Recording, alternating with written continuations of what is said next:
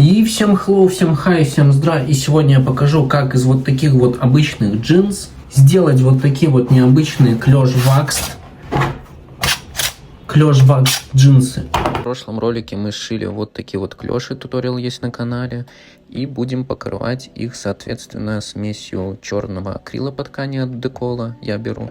И лак от Decola, соответственно, по ткани тоже. Ну и короче, нам надо что? 3 баночки черного акрила по ткани, по 50 мл каждая. 3 баночки акрила глянцевого по ткани, тоже по 50 мл каждая. И смешиваем мы 25 мл черного акрила, 25 мл воды, 25 мл лака. И это чтобы покрыть перед ноги одной. То есть надо x2 замешать, такую же штуку будет, покрыть другую ногу, перевернуть. Также сделать сзади, еще раз сзади. Это у нас первый слой получается. На первый слой у нас в сумме уйдет, получается, 2 баночки черненькой акрила, 2 баночки лака по ткани акрилового. А на второй слой нам понадобится такой же замес, но его хватит, чтобы покрыть обе ноги. По крайней мере, у меня хватило. То есть это еще зависит от длины и объема джинс. Вот. Ну и, соответственно, такой же замесик сзади. И получается по баночке одной каждого. То есть в 2 раза меньше. То, что мы использовали для покрытия переда одной ноги, у нас хватит на весь перед. И, соответственно, на весь зад вот такого же замеса хватит. И вот я уже замешивал. Как вы поняли, каждой штуки воды, лака и акрила у нас должно быть в равных пропорциях. Вот буду тут замешивать, да, кисточкой. Набираем. Большая кисточка, конечно же, у нас тоже есть. И маленькая кисточка для перемешивания этого всего дела. Ну и чтобы ничего не заляпать, я постелил вот такой вот пакет, да. Я на самом деле до сих пор экспериментирую с этими покрытиями. Сейчас оно довольно жирное, но за счет того, что там много вот этого акрила, задача у меня тонким слоем сделать корочку и по ней уже накладывать более такой темный жирный слой. Потому что если 2 слоя жирных делать, то они тупо неносибельные будут. А сейчас я сделаю тоненький слой из более жирного, и потом такой толстенький черный слой уже из нормального.